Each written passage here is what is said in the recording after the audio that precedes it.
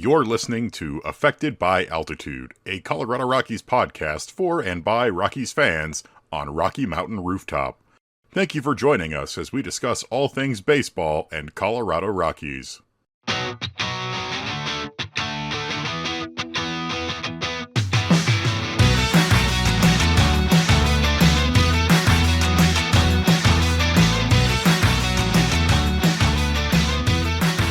Hello, everybody. Welcome here to a special emergency podcast, special emergency podcast episode of Affected by Altitude here with Rocky Mountain Rooftop, a Colorado Rockies affiliate of Fans First Sports Network. I'm your host, Skyler Timmons.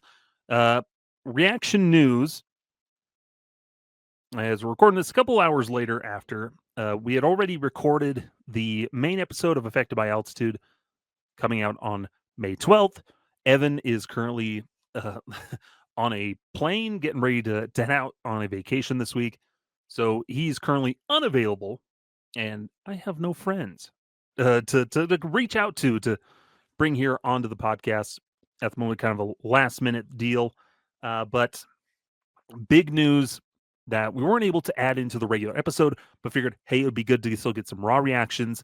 Initially, we'll probably dive into it more next Sunday, or our next episode when Evan is back and available to dive into this a little bit more. But the Rockies, big news, have fired manager Bud Black. They have also relieved bench coach Mike Redman of his duties. And in their place, they have named Warren Schaefer, the third base coach, as manager, interim manager for the rest of the season for now. And then Clint Hurdle has moved from hitting coach. Now he will be the interim bench coach.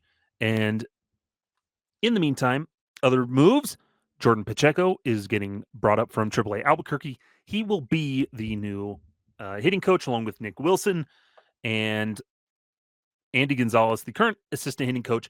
He will be sent over to third base and replace Warren Schaefer there. So big sprawling news. Rockies had won 9-3 on Mother's Day. No big celebration. They're a big win that you've needed, that you've been missing. Just a nice moral victory after getting absolutely demolished on Saturday, 21-0 against the Padres. And from what it sounds like, initially, this was a decision that had been made Saturday or Sunday morning after the loss. This was a decision that the Rockies, okay, yeah, we're going to move on from Bud Black. That's our decision. We're just going to play out this game, kind of like they did when they announced with Bam Bam Mullins. It had been a decision that they made after that Padres series. They go through Los Angeles, and then the day after that Los Angeles series, they're like, okay, well, Bam Bam has been relieved of his duties at the end of this series. So it's not surprising in the sense of a change was made. It was the fact that they actually did it. So the change itself isn't surprising, but the fact that they actually did make the change is what's most surprising to me. And apologies for the video version. I'm going to keep messing with my headphones. I need new ones here to speak, but it's tough because the hard part with when it comes to managers, it always feels like a cop-out. That is it's the scapegoat thing of you can't put it all on the manager. It's not his fault. He's not the one on the field. He's not hitting the ball. He's not throwing the pitches. He's not fielding it. He's not the one constructing the roster. He's not the one going out signing players and putting together the team. He is there to manage and lead what is given him. And it's a valid thing of Bud Black has not had really the resources to put the best product on the field. That doesn't fall on him. But what does fall on him is how he has used that product even then, where Ryan McMahon, his lineup construction has been questionable over these last couple of seasons. His preference of how he has used rookies, Adiel Amador, who absolutely could benefit from playing every day. He plays a couple days, maybe 1 or 2 days in a row, and then he's off. And, he constantly throws in the veterans, a preference of the veterans on the roster over rookies. That's where you get Harold Castro playing way more than he ever should have. You get Jake Cave playing way more than he ever should have. You got Alexi Amarista, who played way more than he ever should have over the years. So it's not just during the losing streak. It's been his entire tenure. That's what gets frustrating, is because it feels like constantly it was retreading the same thing. The same issues. He's given bad tools and still using bad tools badly. The bullpen misusage a lot of the time. He had come in as the pitching whisperer. It hadn't panned out. It worked in those first couple seasons, but then the pitching got worse. Now, is it partly talent? Absolutely. That's the hard part with this. It's with the state of the Rockies. Some teams you can look at, yeah, this manager's not working. But when it comes to the Rockies, there's so much that hasn't been working that it's hard to put it all on the manager. But still, he's the focal piece. He's the guy who has to fall on the sword. He's the scapegoat. That's how you make the shock. He is the leader of this team. And he shares a part of the blame. He's not solely responsible, but he still has he's not blameless in all this. This team has been bad.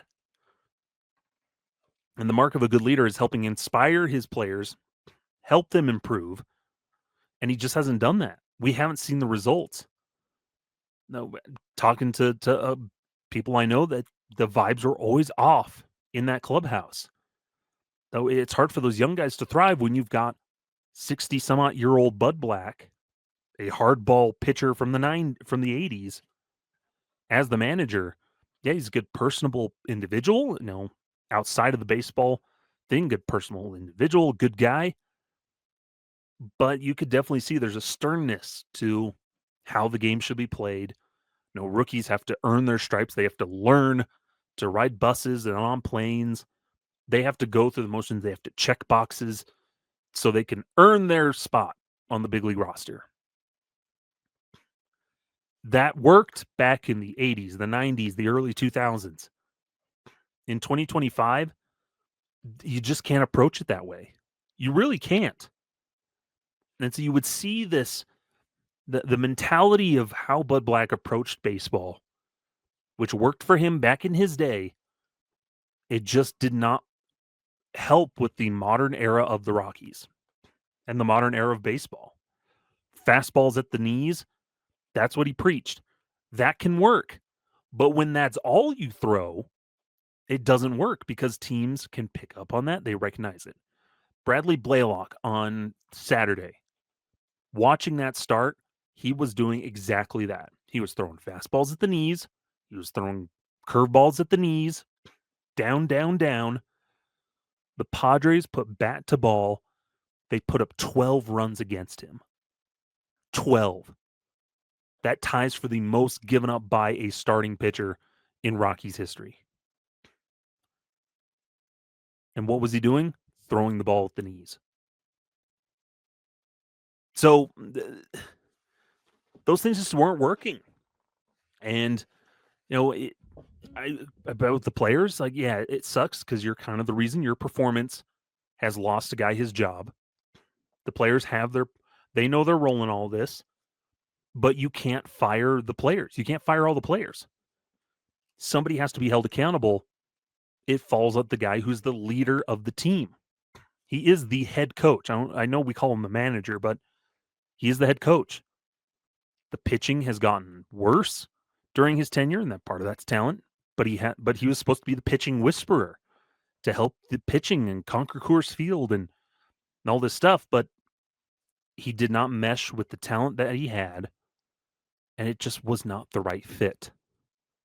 That's what I keep coming back to in all of this, where he was the right man for 2017, 2018, a team with established players who were ready to compete. It was all finally ready to mesh with a blend of young starting pitching, some young arms, some veteran.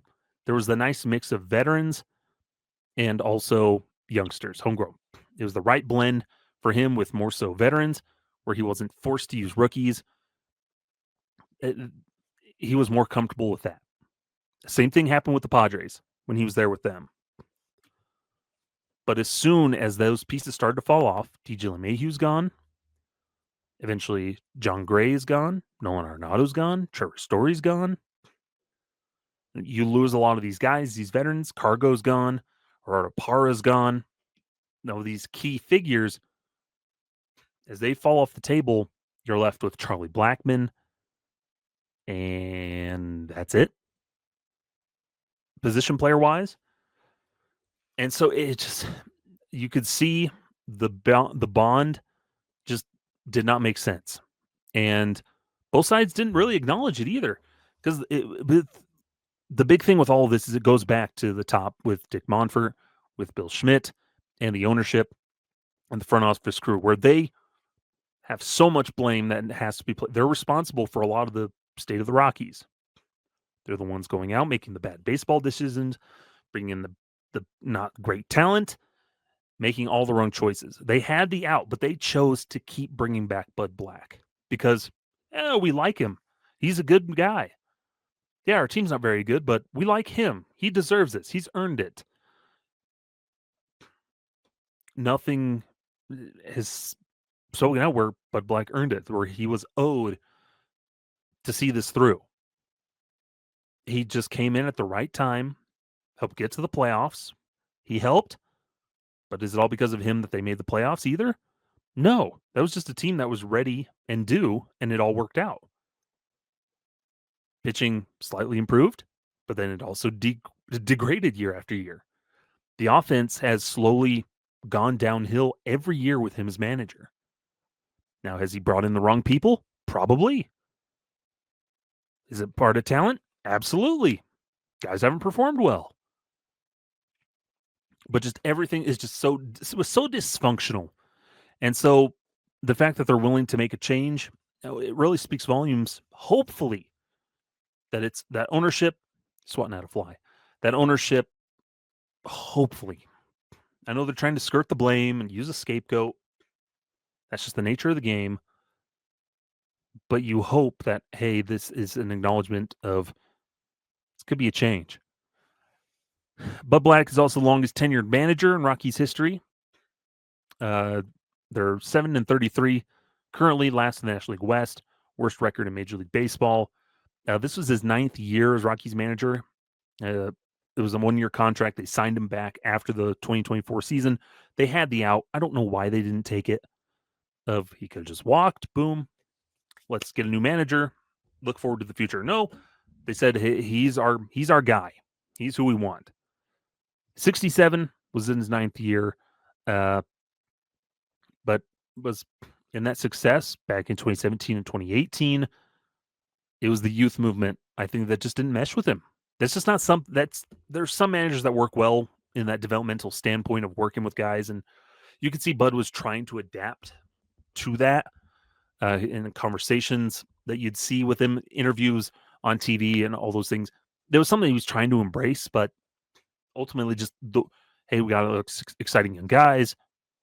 But then he would often just turn to the veterans, more so established, more recognizable names that the team brings in. They've had the longest losing streak in franchise history with 7 consecutive losing seasons, 100-loss season. He was over the team when they lost 100 seasons in back-to-back years. First time they've had 100 losses in a season. First time it's happened back-to-back. The offense has been some of the worst in franchise history these last couple of years. A lot of bad, just nothing was working. And so it was, just a perfect storm of just nothing going right for him. And does the best he can, but it's not much. Had a good relationship, but that's the thing is you can be a good dude. Good relationships with players, with coaching staff, media, front office, all those things. You can be the company man. But at the end of the day, that can't be everything. You have to lead. You have to be able to coach and help these players and this team get to a spot that they need to be. And he just wasn't getting it done.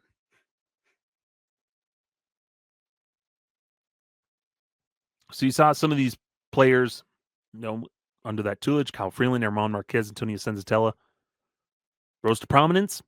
You've also seen them fall into just mediocrity and averageness. And so at the end of the day, Bud Black, good dude, a good manager. I feel like but it has to be the right fit. One size does not fit all. He was good for a couple of years there with the Rockies. He was the right guy for it. But for this team, right now, where they're at, there was no reason for him to be in the manager's seat come opening day at all. So now, instead, they have to go through the process. Well, now we have to fire him. And, that was something even as of Saturday before that game, they're like, no, his job's not in jeopardy. Then they get absolutely demolished and make the decision up. Nope, never mind. He's done. And so I think the biggest thing that I've noticed when it comes to talking about Bud Black is he just became that company man, the face of the front office, an extension of the front office, regurgitating the same talking points. Oh, we need to play better. All this stuff. We have guys that are injured and everything, and it just doesn't work. It was this continued talking mouthpiece for Dick Monfort and Bill Schmidt, both of them who are very much the problem with the Rockies. But Bud also was the company man. A good working relationship with him. Wasn't going to ruffle the feathers. Just going to do what was asked of him, which he did, and did it to the best of his ability. But a change needed to be made. Absolutely needed to be made. Look up a couple of the statements here from the Rockies. Dick Monfort says our play so far this season, especially coming off the last two seasons, has been unacceptable. Our fans deserve better, and we are capable of better. While we all share responsibility in how this season has played out, these changes are necessary. We'll use the remainder of 2025 to improve where we can on the field and to evaluate all areas of our operation so we can properly turn the page into the next chapter of Rockies baseball. I want to thank Bud Black and Mike Redmond for their contributions to the organization across their 8 years here. I appreciate their hard work and dedication and wish them nothing but the best going forward. Statement from the Rockies owner Dick Monfort. And yeah, it's nice. A little more. It's nice to see statements like this, at least acknowledging that it's unacceptable. But we want to improve and all these things. Actions or words are one thing, actions are another. What will the Rockies do now?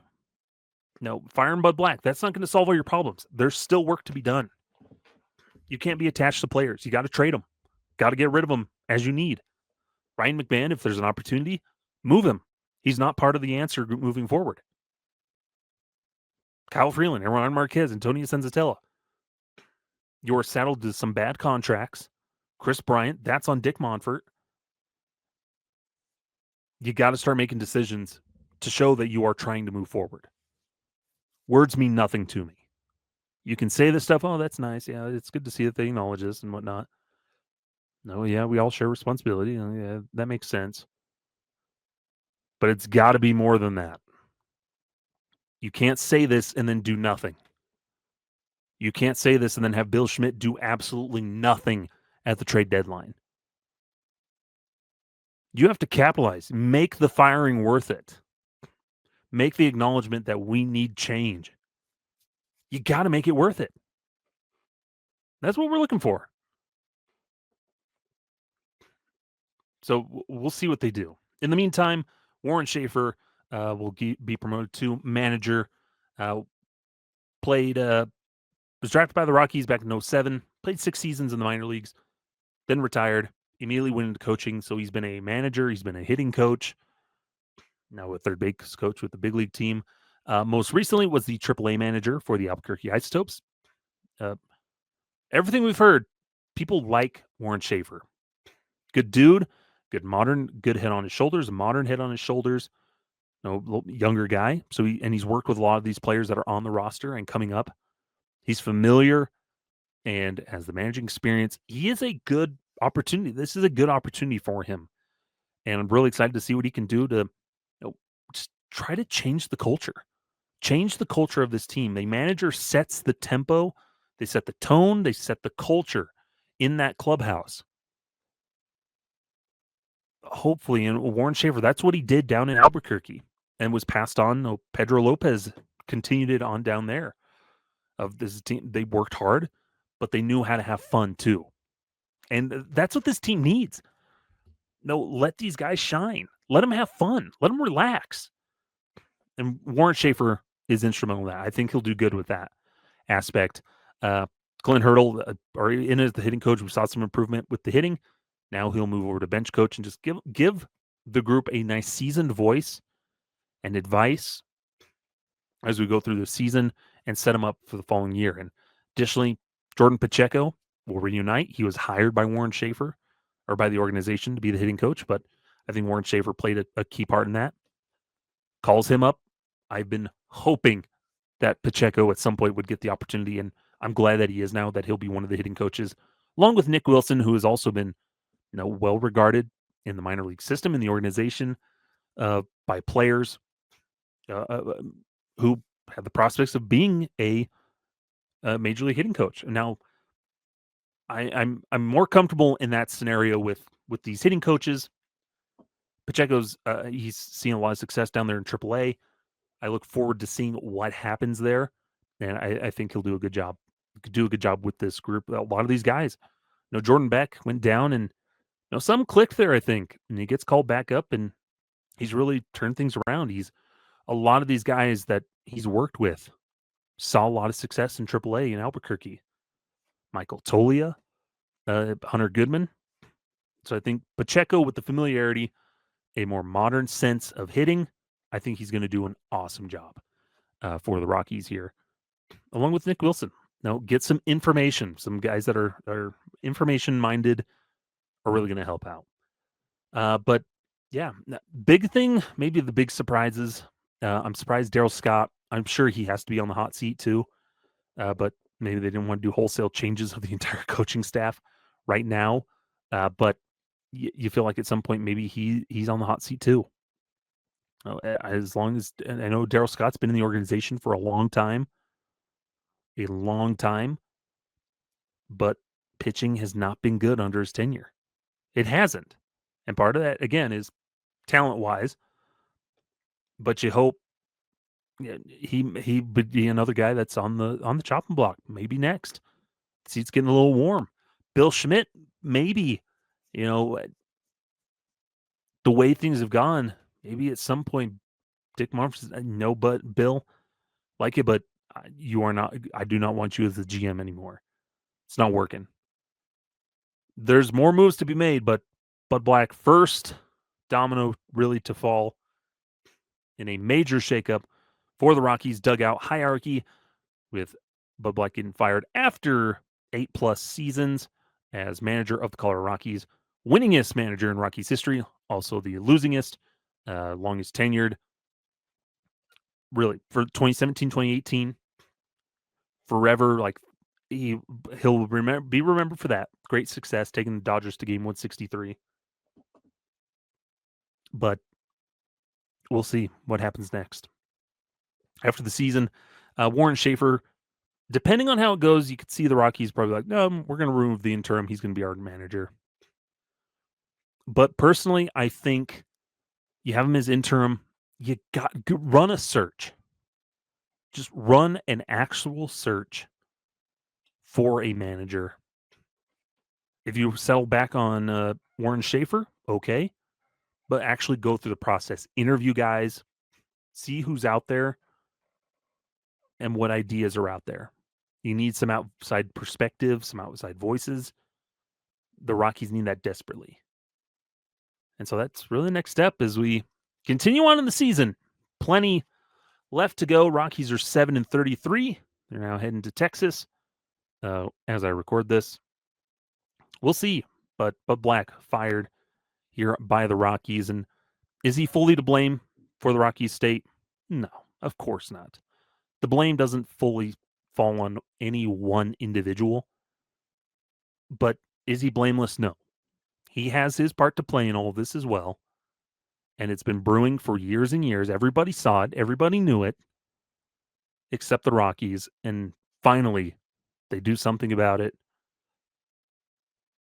Is it going to make a difference? Are the Rockies magically going to start winning now? Probably not. But they could. This could inspire the team to start playing better. Avoid that 100 losses. Go on a hot streak. Get on a couple of winning streaks. Win 3 games in a row type of thing. But you can't afford these eight-game losing streaks. You got to start picking yourselves up.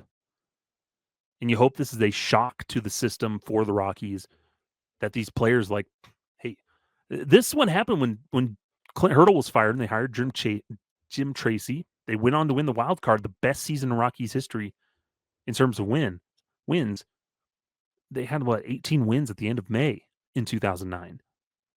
And they go on to win 70 games the rest of the year.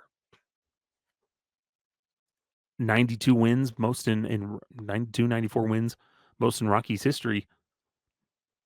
It can happen. Guys know, they understand, they feel bad. They know that it's their fault, the player performance. They didn't perform. Guy lost his job. Perhaps this is the reality check, the kick in the pants that this Rockies team needs. And you can be sure to follow along Rocky Mountain Rooftop. It's ROCKYMTN Rooftop over on your favorite social media platforms, Twitter, Blue Sky, Instagram. Also follow us over on YouTube or your favorite podcasting platform. New episodes out every Monday. Also Rooftop Mingles, interviews with players. Lots coming up, but wanted to get this quick reaction episode out. And appreciate folks tuning in, following along. You find me over on Twitter at Skyler Timmons or at stimmons13.bsky.social on Blue Sky. Until next time, we'll keep bringing you the news here on Affected by Altitude. Farewell. This has been Affected by Altitude, a Colorado Rockies podcast with Rocky Mountain Rooftop, a proud affiliate of the Fans First Sports Network. Catch new episodes every Monday on wherever you get your favorite podcasts.